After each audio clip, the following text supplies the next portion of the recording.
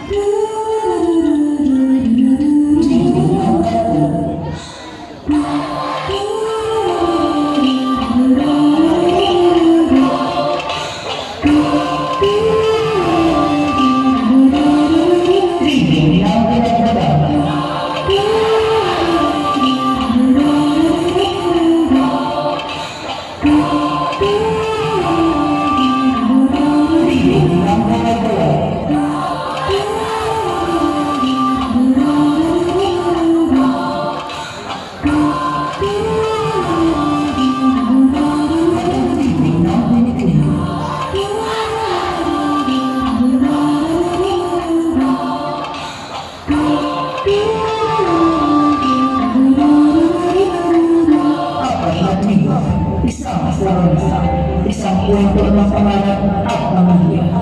Mga kababaeng guro, kapanahon niyo, hindi ko pa sa tuloy ko, ako ay Pilipino. Mga kababayan,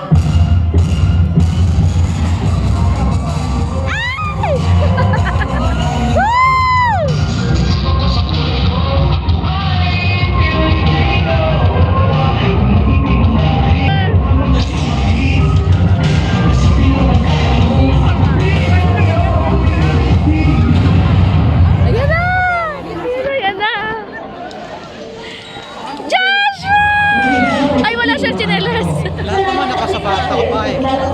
Ang mga sa kapatid at kapatid para sa trono. Tama! Sa akin na ang corona! Stop! Galing! Stop, ganun.